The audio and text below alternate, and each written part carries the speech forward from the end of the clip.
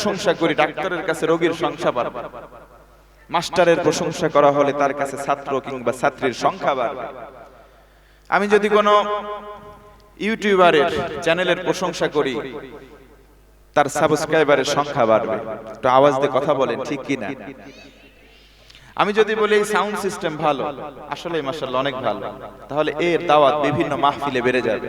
এটা হচ্ছে দুনিয়ার দ্বীনি নিয়ম। আল্লাহ রাব্বি কারীম তিনি বলেন, না গোলাম, এগুলো নিছক দুনিয়ার মধ্যেই সীমাবদ্ধ। আমি আল্লাহর কাছে এই নিয়মের ভিন্নতা টোটালি ডিফারেন্ট। জোরে কোন সুবহানাল্লাহ। আল্লাহ বলেন, লা ইন শাকারতুম লা আযীদান্নাকুম। গোলাম, যদি কোনো নিয়ামত তুমি লাভ করো, একটা বার যদি শুকরিয়া জানাও, যেই নিয়ামত পেয়ে শুকরিয়া জানিয়েছো ওই নিয়ামত আমি আল্লাহ তোমার জন্য বাড়াবো। জোরে বলুন সুবহানাল্লাহ। আপনারা খুশি না বেজার? খুশি না বেজার? আমার কথা কি বুঝতে অসুবিধা হয়? তাহলে একটা কথা জিজ্ঞেস করতেছি, চুপ করে কেন আছেন? আপনারা খুশি না বেজার? তো খুশির আওয়াজ তো একটু বেশি হয়, উঁচু গলায় পড়েন তো আলহামদুলিল্লাহ। মানুষ আল্লাহর পক্ষ থেকে কত নিয়ামত আমরা পেয়েছি। ওয়া ইন তাউদ্দু নি'মাতাল্লাহি লা তুহসুহা। আল্লাহ কোরআনে বলেন, নিয়ামত কত পেয়েছো গণনা করে কখনো শেষ করতে পারবা না। নবীজি আমার বলেন, মাজলিসু ফিকহিন খায়রুম মিন ইবাদাতি 60 সানা। একটা ব্যক্তি সারা জীবনে 60 বছর নফল ইবাদত করে সওয়াব অর্জন করেছে, এক জায়গায় রাখা হলো। এই জুলুসে একজন ব্যক্তি শুধু বসলো, কোরআন শুনলো, আমল করলো না। এই 60 বছর জিন্দেগি ধরে যেই সওয়াব একটা ব্যক্তি কামাই করেছে, এখানে এসে বসে থাকলেই নবী আমার বলেন তার চাইতে বেশি সওয়াব আল্লাহ তার আমলনামায় লিখে দেয়। আর একটু জোরে বলুন না সুবহানাল্লাহ। এই পরিবেশে এসে যদি একটা বার শুকরিয়া জানাই, যদি বলি আলহামদুলিল্লাহ, আল্লাহর ওয়াদা মিথ্যা নয়। আল্লাহ বলেন, বান্দা এই রকম পরিবেশে বসার সুযোগ আমি আল্লাহ তোর জীবনে বারবার দান করব। আরেকবার সুবহানাল্লাহ। দুরূদ ও সালাম পাঠ করছি শেষ নবী, মহানবী, বিশ্বনবী মুহাম্মদুর রাসূলুল্লাহ সাল্লাল্লাহু আলাইহি ওয়াসাল্লামের প্রতি। স্মরণ করছি শ্রদ্ধার সঙ্গে সেই সমস্ত ভাষা শহীদদের যারা 1952 সালে বাংলা ভাষা আন্দোলন করতে গিয়ে, বিশেষ করে বাংলার জমিনে 21শে ফেব্রুয়ারি, যদিও তারিখটি গত হয়ে আজকে 22শে ফেব্রুয়ারিতে আমরা পদার্পণ করেছি, মাতৃভাষার জন্য, বাংলা ভাষার জন্য জীবন দিয়েছিল পৃথিবীর ইতিহাসে একমাত্র বাংলাদেশে রফিক, শফিক, বরকত সহ যারাই জীবন দিয়েছে, আল্লাহর কাছে তাদের জাযায়ে খায়র কামনা করছি। আল্লাহ দান করো, পড়েন আমিন। আরো জোরে পড়েন আমিন। এ পর্যায়ে আমরা ভূমিকা শেষ করলাম, তাফসীর আকারে কিছু কথা বলার নিয়ত করেছি। আপনারা যদি সময় দিয়ে সহযোগিতা করেন, ইনশাআল্লাহ আমিও বলবো। আপনারা কি সময় দিয়ে একটু সহযোগিতা করবেন? শুরুতে যদিও আমি 30 মিনিটের কথা বলেছি, তো আমি আশাবাদ ব্যক্ত করছি 1টা ঘন্টার সময় একটু বিরক্ত করব। কষ্ট হবে? কষ্ট হবে আপনাদের? 1টা ঘন্টার সময় এখন 1টা বেজে গেছে, আমরা 2টা পর্যন্ত থাকবো ইনশাআল্লাহ। কষ্ট পাবেন? তো শুরুতে আমি আপনাদের মনোযোগটা একটু চেক করতে চাই। I will check your consultation. আমি বলবো লিল্লাহি তাকবীর, আপনারা সকলে আল্লাহু আকবার বলবেন উঁচু আওয়াজে। এই কর্মসূচি 3 বার হবে। লিল্লাহি তাকবীর।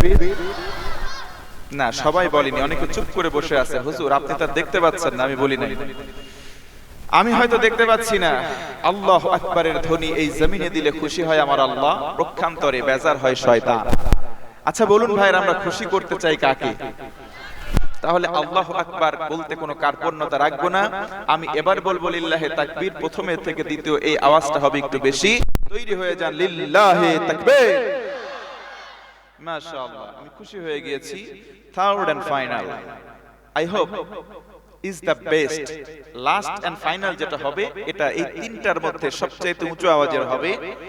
আশেপাশে শয়তান ঘুরঘুর করতেছে, এই শয়তানদেরকে আমরা তাড়াতে চাই।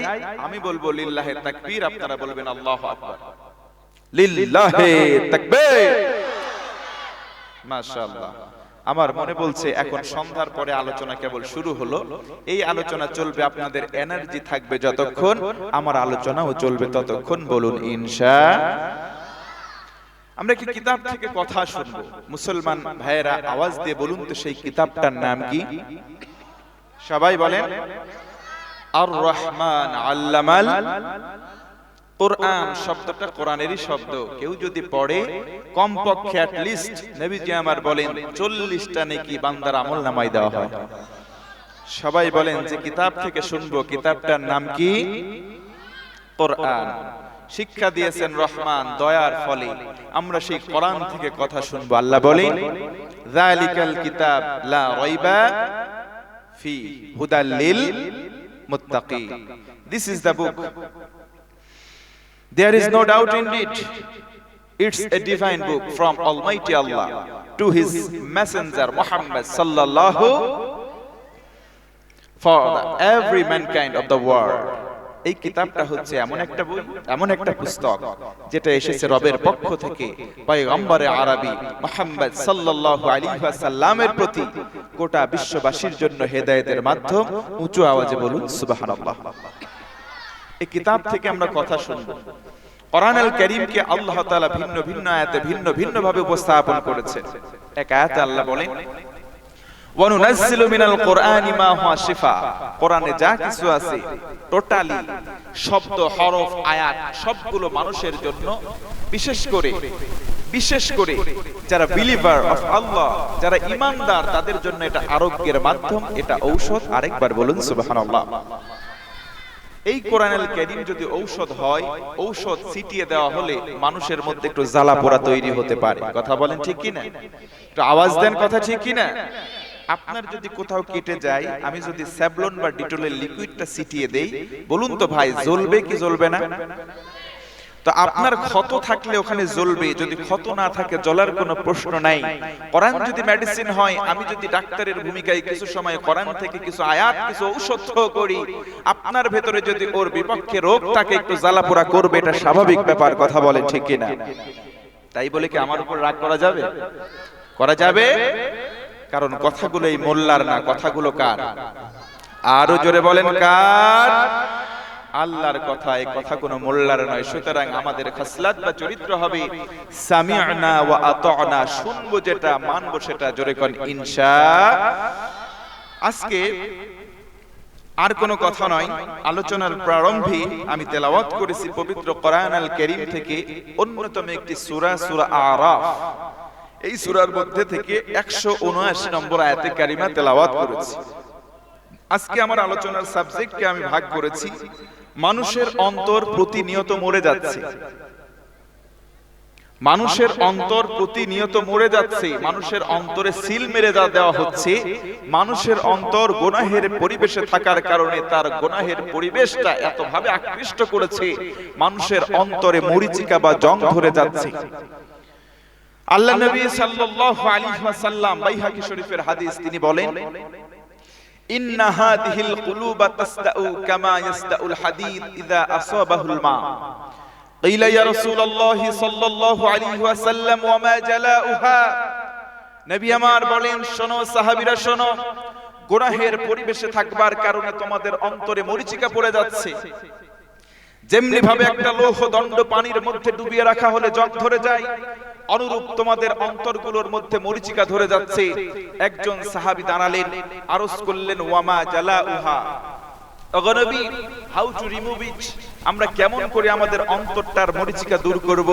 নবীজি আমার বললেন, দুইটা আমল আছে, যদি কেউ করে শিরিষ কাগজ হয়ে তোমার অন্তরটাকে সাফ করে দেবে। জোরে বলুন সুবহানাল্লাহ। কয়টা আমল? কথা বলতে হবে ভাই, কয়টা? আর জোরে বলেন আরেকবার।